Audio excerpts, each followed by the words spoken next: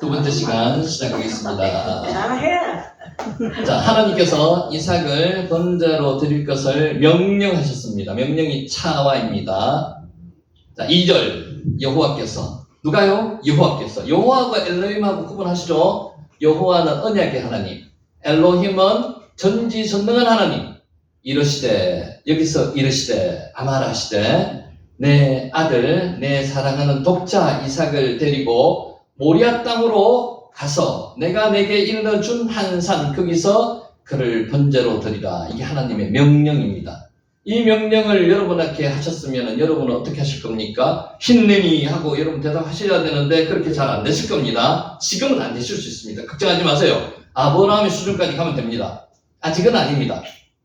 자, 내 아들 내 사랑하는 독자 이삭, 요게 히브리어로 보면은 굉장히 섬세하게 묘사해놨습니다. 에트, 삐느카, 에트, 예히드카, 아쉐르, 아하버타, 에트, 이차크. 요게 다시 한번 설명을 하면 직역하면 이렇습니다. 내 아들, 여기서 하나 끝납니다. 그리고 두 번째가 또 이야기합니다. 내 사랑하는 내 유일한 아들, 여기서 끝나요. 다음에 이삭, 이렇게 군데 딱딱 강조해놨습니다. 다시 할게요. 내 아들. 내 사랑하는 내 유일한 아들 이삭, 이런 뜻입니다. 한글보다는 조금 섬세하게 되어 있죠. 여기서 보듯이 하나님께서는 이번 시험의 도구가 될 누굽니까? 아들 이삭. 이삭의 이름이 이차크입니다. 이차크. 무슨 삼중으로 반복 강조함으로써 아브라함의 인간적이고 본능적인 부성애를 깊숙이 자극하고 있습니다. 제가 다시 한번 읽을 때 한번 들어보세요. 그냥 한글로 읽을 때는 내 아들, 내 사랑하는 독자 이삭, 요렇게 번역을 해놨고요. 실제 원문을 번역을 하면은, 실제대로 하면요, 내 아들을, 내 사랑하는 내 유일한 아들을, 이삭을, 이런 뜻입니다. 자, 예히드카, 원형이 야히드는 구약 성경 중에서 11번이 나옵니다. 한글 개역 성경에는 이 중에 8번이 독자라는 뜻으로 해석을 해놨습니다. 독자, 독생자라는 뜻이죠. 자, 유일한 것이라는 의미로 2번을 사용했습니다. 의미가 독자라고 번역을 해도 되고요. 유일한 것으로 번역을 해도 되고요. 번역하기 나름입니다. 자, 여기서 내 아들, 내 사랑하는 독자를 실제 번역에서는 내 아들을, 내가 사랑하는 내 유일한 아들을, 그가 누구예요? 이삭을. 이렇게 해석합니다. 야히드, 유일한. 하나밖에 없죠. 유일한. 실제로 아브라함은 유일한 아들입니까? 아닙니다. 아들이 하나 더 있습니다. 적자가 아니고 서자라도 이스마엘이 있었죠. 근데 성경에서는 이렇게 표현을 해놨다는 거죠. 야히드. 유일한은 뜻도 있습니다. 유일한. 근데 야히드는 내 귀중한 생명, 이런 뜻도 있습니다. 그러니까 하나가 아니고 귀중한, 아주 귀중한, 생명같이 귀중한, 내 귀중한 생명이라고 번역을 했는데도 있습니다. 70인역에서. 그리고 본문과 같이 이 구절을 포함해서 7회를 사랑하는 이라는 아가페토스라고도 번역을 했습니다. 그러니까 번역을 하기에 따라서 약간의 차이가 있습니다. 야히드, 친밀성을 강조하고 있습니다. 독자라는 의미로 번역을 한 데도 있고요. 이렇게 아가페토스, 사랑하는 이런 식으로 번역을 했는 데도 있고요. 내 귀중한 생명이라고 번역을 했는 데도 있습니다. 차이가 있습니다. 아브라함에게 있어서 이차크라고 그랬죠. 이차크는 엄밀하게 말하면 독자가 아니었습니다. 배다른 형 이스마엘이 있었기 때문에 아가페토스, 사랑하는 이런 식으로 번역을 해도 무방하다는 거죠. 자, 그럼에도 불구하고 한글 성경이나 영역본 캥 제임스 버전도 그렇고요. RSV, NIV에서는 온리슨이라고 번역해놨습니다. 이삭을 독자라고 번역한 이유는 뭐 때문에 그런가 하면요, 부모에게 소중하다는 의미를 내포하고 있기 때문입니다. 그러니까 실제 독자라서 독자라고 부른 게 아니고요, 부모에게 그만큼 소중한 자식, 이런 뜻으로 번역을 해놨다는 겁니다. 큰 차이는 없지만은 내용은 알고 계시라고요. 자, 마태복음 3장 17절을 보면은 하나님께서 예수님을 향해서 이는 내 사랑하는 아들이요, 독자라고 안 하고요, 내 사랑하는 아들이요, 내 기뻐하는 자라고 하셨습니다. 요한복음의 병행구절은 예수님을 가리켜서 독생자라고 했습니다. 약간의 차이가 있지만은 의미는 있습니다. 이처럼 독생자, 독자의 의미가 신구약에서 있어서 모두 하나밖에 없는 이라는 개념과 더불어서 어떤 개념이 있다고요? 부모가 지극히 사랑하는 아들, 이런 뜻도, 아주 사랑하는 아들, 이런 뜻도 있다는 거죠. 자, 따라서 하나님께서 아브라함에게 거의 지극히 사랑하는 아들, 아주 많이 사랑하는 아들, 사랑 안 할 수 없죠. 다 사랑하죠. 그런데 사랑하는 중에서도 아주 지극히 사랑하는 아들 이삭을 바치라고 했던 것은 아브라함의 신앙을 테스트하기 위한 것이었습니다. 그것뿐만 아니라 이는 모리아 산에서 이삭을 죽여서 제물로 삼으시려는 것이 아니었습니다. 하나님의 뜻은 그게 아니었습니다. 오히려 자신의 아들인 예수 그리스도를 갈보리 언덕 십자가에 못 박아 희생제물로 죽이실 것을 미리 보여주시는 사랑의 사건이었다고 이야기를 합니다. 그러니까 예수님을 그렇게 할 거라는 것을 아브라함을 통해서 미리 나타내 보여주셨다는 거죠.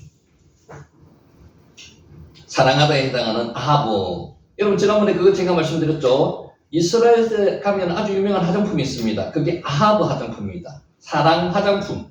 그거의 원료가 뭔지를 지난번에 한번 말씀드렸을 거예요. 그 원료가 뭔가 하면은 사해 바다에 있는 진흙으로 만든 화장품이에요.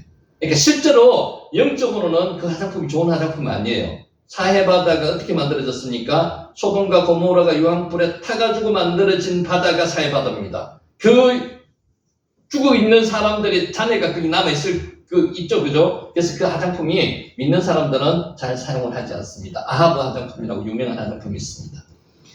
자, 이상으로 단순히 좋아하다는 뜻 이상으로 바라다, 갈구하다는 뜻도 있습니다. 아하브에 기뻐하다 라는 의미도 내포되어 있습니다. 자, 이 속에서 이삭에 대한 아브라함의 지극한 부성애와 아들로 인해 아브라함이 갖고 있었던 더할 나위 없는 즐거움이 강조되고 있습니다. 단순히 사랑한다는 개념을 넘어선다는 이야기입니다. 아하브. 하나님 스스로가 이삭에 대한 아브라함의 사랑을 잘 알고 계셨습니다. 우리도 알고 있는데 하나님은 더 잘 알고 계시겠죠. 그럼에도 불구하고 그의 아들 이삭을 모리아 산에서 제물로 바치라고 하셨던 것은 왜 그렇습니까? 하나님께서 당신의 사람들을 향하여 오직 당신만이 그들의 가장 큰 소망, 가장 큰 기쁨이 되기를 원하시기 때문입니다. 그래서 어떻게 한다고요? 가장 사랑하는 그 자식까지도 나를 위해서 포기할 수 있느냐고 하나님께서 시험하시는 거라. 아하브, 여기에 사랑하다는 뜻도 있고요. 아하브, 가장 좋아하는 아하브, 여기 사랑하다는 뜻입니다. 사랑하다는 단어입니다. 자, 한편 아브라함에게는 이미 이스마엘이라는 아들이 있었습니다. 좀 전에도 설명을 드렸습니다. 또 얼마 후에 그두라로 통해서 6명의 소생. 아브라함이 대단했습니다. 100세가 넘었는데도 자식을 6명을 더 낳았습니다.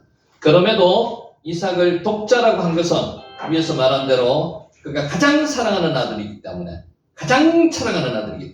이삭이 언약으로 주어진 유일한 후손임을 강조하기 위해서 어떻게 했다고요? 독자라고 지금 표현하는 겁니다. 내 사랑하는 아들 독자 이삭 이렇게 표현해요.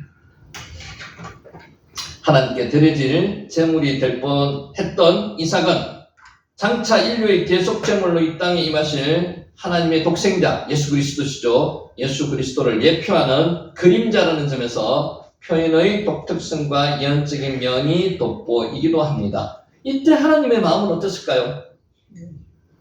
아브라함의 마음은 어땠을까요? 아브라함은 자기 독자를 바쳤습니까? 안 바쳤습니까? 안 바쳤습니다. 여호와 이래 하나님께서 다른 제물을 준비하셨습니다. 그런데 하나님께서는 자기 독생자, 독자, 가장 사랑하는 아들을 십자가에 못 박히게 돌아가시게 하셨다는 거죠. 이 차이가 있습니다. 그 하나님의 마음은 어땠을까 한번 생각해 보세요. 지금 사순절 기간이라는 거죠. 자, 데리고 가서 여기서 카흐, 나, 웨레크, 레카. 어디서 많이 듣던 이야기도 레크레카가 어디서 나오는지 혹시 기억하세요? 12장 1절. 고향과 친척과 아비집을 떠나가라는 그때 레크레카가 나왔습니다. 한글 성경에는 해석이 빠져있지만 원문에는 기록되어 있는데 원컨대, 이게 의미가 참 있습니다. 원컨대, 나라는 단어를 썼습니다. 명령음과 함께 사용되는 권고의 의미로 해석됩니다. 자, 실제로 이 문장을 보면은 하나님께서는 이삭을 바치라고 이야기했는 게 아니고요. 권고하셨습니다. 권고하고 명령하고는 차이가 있습니다. 권고, 한번 바쳐볼래? 이런 뜻입니다. 여러분 의미 잘 챙겨보시기 바랍니다. 여호와께서 이르시되 내 아들 내 사랑하는 독자 이삭을 데리고 모리아산에 가서 내가 내게 일러준 한 산 거기서 그를 번제로 드리라. 이게 명령형이 아니고요. 권고형입니다. 한번 바쳐볼래? 이런 뜻입니다. 의미를 잘 판단을 해보시면서 보시기 바랍니다. 자, 본문은 킹 제임스 버전에서 now, 자가 나옵니다. 자, 한번 해볼래? 권유형입니다. 너는 그를 데리고 가라로 번역됩니다. 갈래 이런 뜻입니다. 이러한 표현은 결국 하나님께서 아브라함에게 강제적으로 명령하신 게 아니고요. 판단은 네가 하라는 겁니다. 판단은 네가 하되 해도 되고 안 해도 돼. 안 해도 돼. 이런 뜻까지 포함되어 있는 겁니다. 권유하는 겁니다. 강제적으로 명령하신 것이 아니라 스스로 선택하고 결정하도록 권고하셨습니다. 여러분 같으면 어떡할까요? 이런 명령이 아니죠. 권고를 했다면 네 사랑하는 독생자 누구를 한번 번제로 바쳐볼래? 이런 뜻입니다. 그럼 여러분 대답을 어떻게 하실까요? 아닙니다 하나님, 저는 못합니다. 딴 거를 지키죠. 뭐 이렇게 이야기할 가능성이 높습니다. 근데 이 권고에 아브라함은 힘내니 대답했습니다. 한글 성경에는 나타나지 않느나 원문에 이런 뜻이 있습니다. 원문에 충실하시면 너는으로 번역된 레카가 사용되어서 다른 사람이 그 명령에 참여하는 것을 정확히 배제하고 오직 아브라함 너 자신이 스스로 그 명령을 실행해야 함을 강조하고 있습니다. 레카가 너를 위해서 가라는 거거든요. 가라는 뜻인데 너를 위해서 가라는 겁니다. 그게 레카입니다. 자, 다시 데리고 가서라는 의미는요, 아까 나가 있다 그랬죠. 원컨대 너는 그리를 데리고 가볼래? 이런 뜻입니다. 권고 의미라는 거죠. 명령보다는. 라카는 취하다 그랬죠. 아담 하와가 선악과를 딸 때 첫째 행동이 라카입니다. 따는 겁니다. 취하다. 라카흐. 자, 데리고 가서 카흐나 이게 권고형이라고 그랬고요. 왜 레카 너를 위해서 한번 해볼래? 이런 뜻입니다. 따라서 아브라함은 하나님 앞에서 단독자로 서서 그 시험에 외롭게 임해야 하고 힘겨운 영적 삶을 홀로 수행해 가야 하는 겁니다. 이런 취지에서 아브라함은 아무에게도 심지어 자신 아내 사라에게도 이야기를 했을까요? 안 했을 겁니다. 성경에 기록되어 있지 않습니다. 이야기하면 못 가기 당연히 하겠죠. 그래서 설명, 협조, 상의를 안 했습니다. 하나님의 명령에 대해서 일절 발설하지 않았다고 추측해 볼 수가 있습니다. 자, 뿐만 아니라 원문의 여순에 따라서 취하라, 카흐와 가라는 뜻의 할라크의 변형이 레크입니다.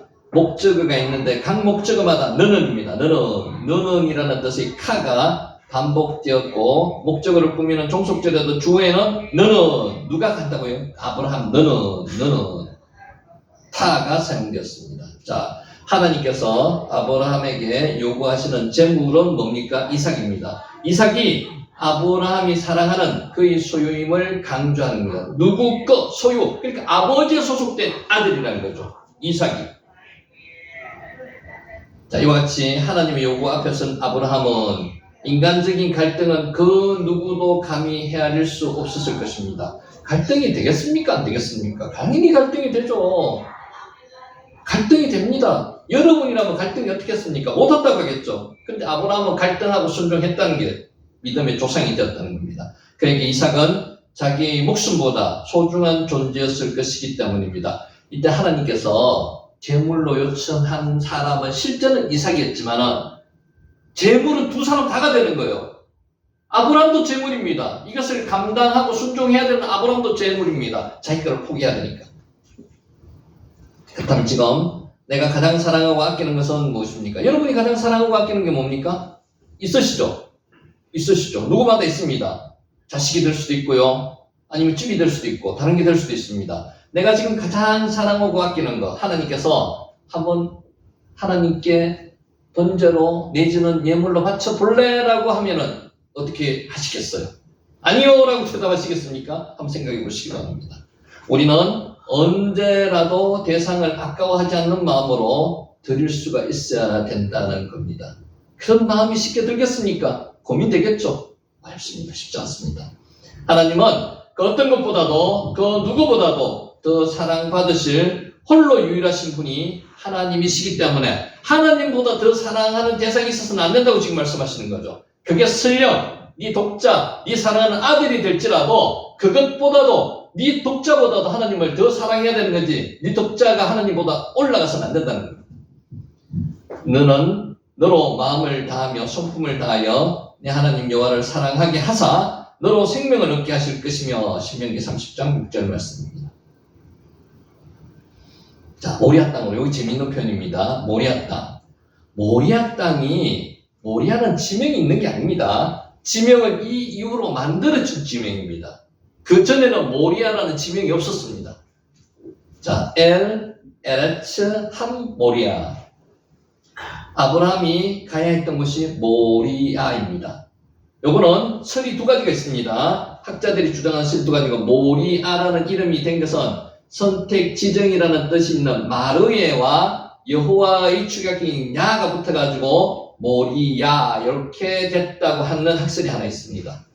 자, 이거 말고도 다른 학설인데 좀 더 소개시켜 드릴게요. 여호와께서 친히 선별해 주셨다. 여호와께서 친히 선택해 주신 장소가 어디라고요? 요걸로 보면 모리야. 그래서 그 이전까지는 그 지명이 모리아가 아니었습니다. 그래서 요 사건이 있고 난 후에 지명이 모리아가 되는 겁니다. 이곳이 이삭 번제로 드리기 위한 처소가 될 뿐만 아니라 장차 성전이 위치할 곳이라는 측면에서 인정될 만하다. 이 성전이 어디 있습니까? 성전산 나곤의 타작마다 그곳입니다. 자, 이외에도 모리아를 하나님은 나의 명령자, 여호와께서 보이심, 환상이라는 의미로 해석하는 견해들도 있습니다. 그래서 지금 주의하셔야 될 게 그냥 요거 하나 기억해 놓으세요. 마르에하고 여호와를 뜻하는 야가 합쳐져 가지고 모리아가 되었다는 학설이 하나 있다. 글자의 풀입니다. 이런 다양한 견해를 모리아 산에서 진행되었던 이삭 번제 사건을 다양한 각도에서 연상시켜주고 있는 겁니다. 모리아는 지명이 원래 고유명사로 있었던 건 아니다. 요 이후로 고유명사화 되었던 지명입니다. 자, 모리아의 위치는 아브라함의 거처, 지금 아브라함이 어디 있습니까? 그랄의 브엘세바에 있습니다. 그랄, 브엘세바가 무슨 뜻이라고 하죠? 일곱 우물, 내지는 맹세의 우물이라는 뜻이 브엘세바입니다. 걸어서 사흘길의 거리에 있었습니다. 여기 몇 킬로 정도 된가 하면요, 한 75킬로 정도 된답니다. 75킬로는 한 사흘 정도 걸어야 될 거리입니다. 정확한 위치는 밝혀지지 않았으나 예루살렘에 위치한 불흥 지역 또는 훗날 하나님께서 다윗에게 나타나셨고 솔로몬의 성전을 건축하던 지역, 그곳을 모리아라고 보통 학자들이 이야기합니다. 자, 구약성경 헬라 번역본이 70인역에서 모리아 땅을 높은 지방으로 번역한 것으로 보아서 그 당시 그곳은 산림이 적은 산지, 민둥산이 산 그런 지역으로 추정합니다. 내가 내게 알려준 한 산, 알, 아하드, 헤아림, 아쉐르, 오마르, 엘레카. 요거 직역했는 거 히브리어 신경 쓰지 마세요. 뜻은 이렇습니다. 내가 내게 말할 그 산들 중 한 곳으로. 미리 딱 지역이 아브라함한테 지역을 가르쳐주지 않았어요. 가다 보면 보여지는 그 산입니다. 이 산은 미리 있는 산이 아닙니다. 내가 내게 말한 산이 아니고요. 갈 때마다 이야기를 해준다는 겁니다. 말할 그 산들 중에 한 곳에 가는 겁니다. 하나님께서는 제사할 장소에 대해서 모리아 땅이라고만 하셨을 뿐 구체적인 장소에 대해서는 언급하지 않으셨습니다. 아브라함이 원하는 곳에서가 아니고 누가 원하는 곳으로 가는 겁니까? 하나님이 원하는 곳으로 가는 겁니다. 이게 하나님의 명령입니다. 아무 데서나 가서 번제를 드리라고 이야기하지 않습니다. 어떤 곳에요? 하나님이 원하는 모리아 산으로 가는 겁니다. 하나님이 자신이 정하신 곳으로 가는 겁니다. 그 자신이 정하신 곳이 어디예요? 크게는 성전이고요. 지금은 어디예요? 그게 교회입니다. 자, 우리의 헌신도 마찬가지입니다. 무엇을 드렸는가만 중요한 게 아니고요. 어떻게 드렸는가가 중요한 거죠. 명령에 순종했는지가 중요한 거죠. 그 방법은 하나님이 정하신 대로 딸을 때로야만 최고의 방법입니다. 그러니까 명령대로 명령대로 하나님의 명령대로 순종했는지가 가장 중요하다는 겁니다. 사마리아 전성에서는 브엘세바에서 사흘길 되는 그리심산으로 주장하고 있습니다. 그렇게 이야기하시는 분도 있어요. 전통적으로는 어떻게 한다고요? 예루살렘 성전에 있는 성전산을 모리아산이라고 주장하고 보통 그렇게 학자들이 이야기하고 있습니다. 자, 그를 번제로 드리라. 왜? 하알레후 레올라. 직역하면 이렇습니다. 그리고 너는 그를 태우는 제물로 바치라는 겁니다. 아까 번제가 어떤 제사였다 그랬죠? 각을 뜨고요. 각을 뜯는 거를 하나하나 불에 올려놓고 다 제가 될 때까지 태우는 겁니다. 그게 번제입니다. 이처럼 하나님께서는 번제의 통상적인 제물인 정결한 짐승, 그리고 태우라고 그랬죠. 정결한 아브라함이 가장 아끼고 사랑하는 그의 아들 이삭을 온전히 태워서 번제로 바칠 것을 아브라함에게 요청하셨습니다. 한번 해볼래? 권유했다는 거죠. 한편 번제를 뜻하는 올라가다는 뜻을 지닌 알라에서 유래되었습니다. 희생제물을 태운 연기를 하늘로 올라가게 해서 하나님께서 향기로운 제물, 하나님께 향기로운 제물로 드리는 제사 방법이 번제입니다. 번제는요, 하나도 남지 않고 다 태우는 겁니다. 제가 되도록 태우는 겁니다.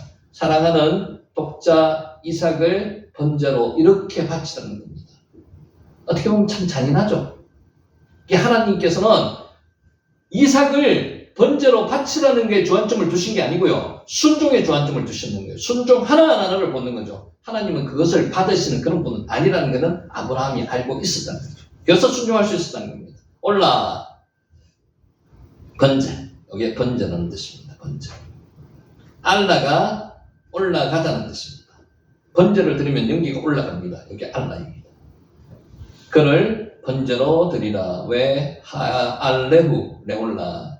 자, 따라서 본문의 하나님의 요구는 영적인 복종을 나타내는 명령이 아니고요. 실제로 이삭을 배를 가르고요.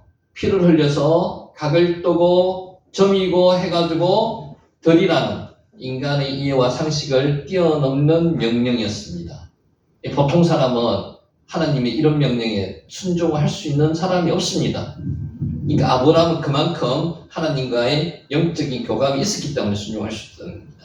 하나님은 인간으로서는 감당하기 어려운 요구를 지금 아브라함을 향해서 하시고 계시는 겁니다. 자기를 부인하는 온전한 순복과 하나님께 모든 것을 드리는 온전한 헌신을 요구하는 겁니다. 너의 가장 사랑하는 아들을 나를 위해서 바치라는 겁니다. 오늘도 하나님은 우리 인간적인 판단과 이해를 구하시기보다는 우리가 자신의 욕심과 자아를 죽여서 절대 신앙, 절대 순종을 행할 것을 하나님께서는 요청하고 계시는 겁니다. 하나님께서 내가 가장 좋아하는 것을 빼앗는 게 목적으로 삼는 게 아니고요. 이것보다도 하나님을 더 사랑하느냐고 묻고 계신 거예요. 그래서 부르고 계신 겁니다. 그때 여러분은 힘내니라고 대답하실 수 있어야 되는 거죠. 자, 여기까지 하고 오늘 말씀을 정리하도록 하겠습니다.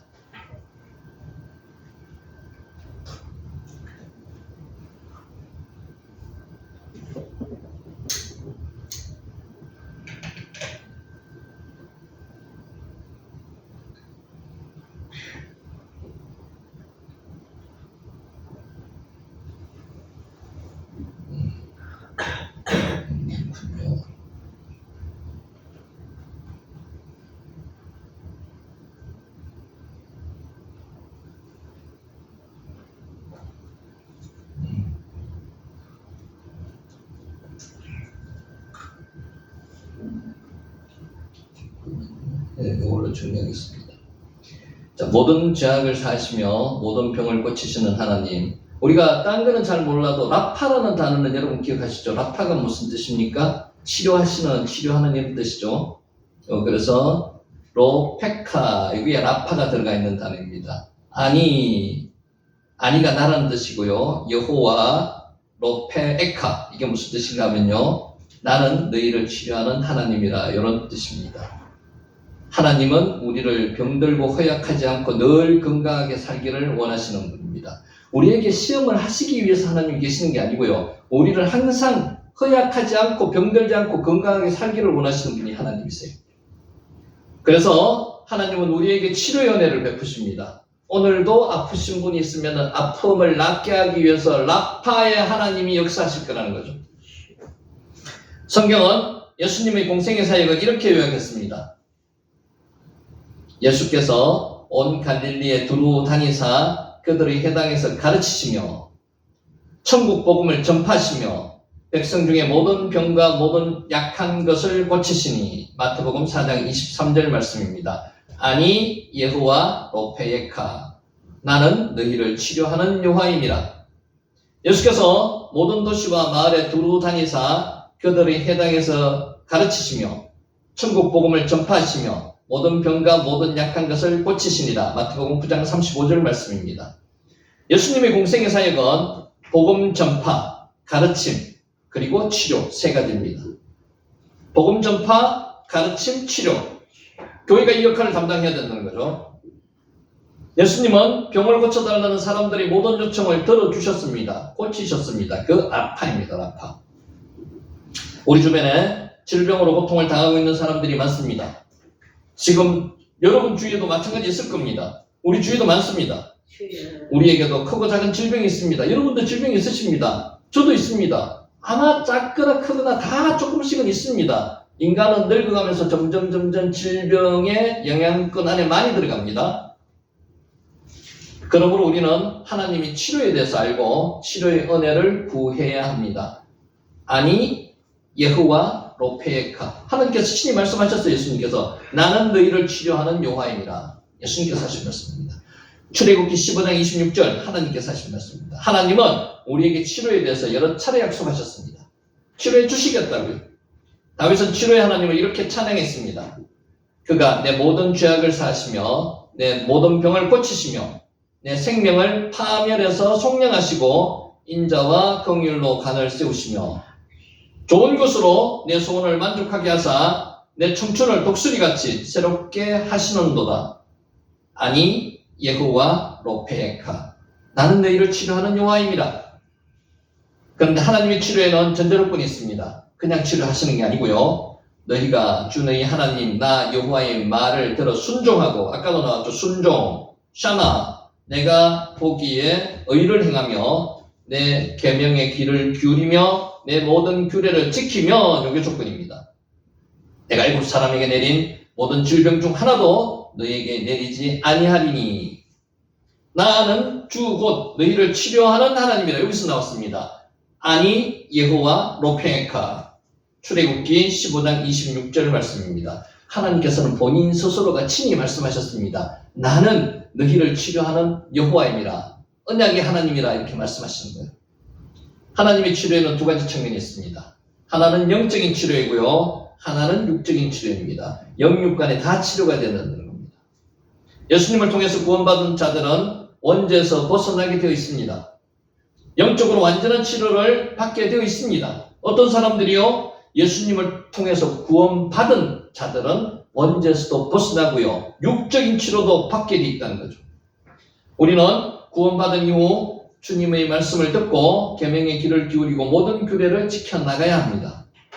아니 여호와 로페예카 나는 너희를 치료하는 여호와입니다. 그럴 때 하나님의 은혜로 육체의 질병도 고통을 고침을 받을 수 있습니다. 치료받는 것은 하나님의 은혜입니다. 히스기야 왕은 죽을 병에 걸려서 죽을 날만을 기다리고 있었습니다. 기도하여서 병을 고치고 생명을 연장받아 15년을 더 살았습니다. 하나님께서 연장시켜 주셨는 겁니다. 기도 응답으로. 치료의 하나님은 말라기 선지자에서 이런 약속의 말씀을 주셨습니다. 읽습니다. 내 이름을 경외하는 너희에게는 공의로운 해가 떠올라서 치료하는 광선을 비추리니 너희가 나가서 외양간에서 나온 송아지같이 뛰리라. 말라기 4장 2절 말씀입니다. 어떻게 뛴다고요? 너희가 나가서 외양간에서 나온 송아지같이 뛰리라. 이렇게 치료하여 주신다는 겁니다. 하나님이 치료의 광선이 비춰주면 시름시름 앓던 사람이 활기차게 됩니다. 여러분 이거 믿으십니까? 시름시름 여러분이 지금 힘들어하는 그 병에서 하나님의 치료의 광선이 비춰주면 치료하게 된다. 치료해 주신다는 겁니다. 우리가 하나님의 치료를 믿는다고 해서 의술을 외면해서는 안 됩니다. 의술과 하나님의 치료는 대립되지 않습니다. 하나님이 친히 고치시기도 하시고요. 말씀으로도 고치시기도 하시고요. 이렇게 설교 듣는 중에 치료의 강선이 뿜어지기도 하십니다. 그래서 고쳐지기도 하십니다. 기도하는 중에 고쳐지기도 하시고요. 기도하는 중외라도, 말씀 듣는 중외라도, 말씀 읽는 중에도 그렇게 될 수가 있습니다. 하나님 친히 고치시기도 하시고요. 사람의 손을 빌려서 고치시기도 하십니다. 그게 의술이라는 겁니다. 오늘날에는 의사와 약사가 병 고치는 일을 전담하고 있습니다. 옛날에는 누가 했다고요? 제사장들, 그리고 장로들이 치료자의 역할을 수행했습니다. 그래서 성경은 말씀하고 있습니다. 너희 중에 병든 자가 있느냐? 그는 교회의 장로들을 청할 것이요. 그들은 주의 이름으로 기름을 바르며 그를 위하여 기도할지니라. 그러면은 고쳐주신다는 말씀입니다. 하나님이 뭐라고 말씀하셨다고요? 아니 여호와 로페에카 나는 너희를 치료하는 여호와입니다. 성경 말씀은 1.1핵도 틀린 말이 없습니다. 그럼 이 말씀은 분명히 사실이죠. 고쳐주신다고 했습니다. 고쳐주신다는 말씀입니다. 믿음의 기도는 병든 자를 구원하리니 주께서 그를 일으키시리라. 혹시 죄를 범하였을지라도 사하심을 받으리라. 그러므로 너희 죄를 서로 고백하며 병이 낫기를 위해서 뭐 하고요? 서로 기도하라고 말씀하셨습니다. 의인의 강구는 역사하는 힘이 큼이니라. 야고보서 5장 14절 16절 말씀입니다. 아니 여호와 로페에카 나는 너희를 치료하는 여호와입니다. 이 말씀을 가지고 기도할 때 한번 이야기를 해보세요. 기도할 때 써보세요. 모든 질병이 죄의 결과는 아니지만 죄와 질병은 어느 정도 관련성이 있습니다. 그러므로 병이 나을 때는 자신의 행위를 돌아볼 필요가 있습니다. 회개를 하셔야 된다는 말씀입니다. 예수님께서 고침을 받았던 사람도 다시 병이 들어 죽음을 맞이하기도 합니다. 사람은 반드시 죽습니다. 언젠가는. 이 세상에서 완전한 치료는 없습니다. 아니 여호와 로페카 완전한 치료는 하나님의 영원한 하나님의 나라 새하늘과 새 땅 저 천국에서 이루어지게 된다는 겁니다. 새하늘과 새 땅에서는 생명수의 강이 길 가운데로 흐르고 있습니다.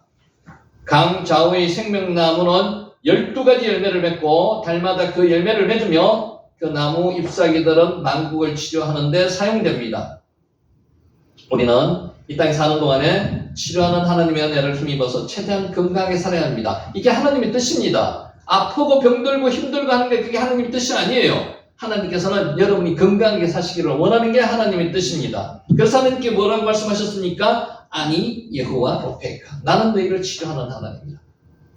그리고 병도 없고 죽음도 없는 천국에서의 삶을 소망하며 살아야 됩니다. 여러분 이런 마음을 가지고 살아야 됩니다. 여러분이 아프시기를 하는 것은 아프기를 원하는 하나님이 아니세요. 여러분을 건강하게 치료하고자 하는 하나님이심을 믿고 하나님의 말씀을 따라 사는 저와 여러분 되시기를 예수님의 이름으로 축원하면서 오늘 강의를 마칩니다. 아멘.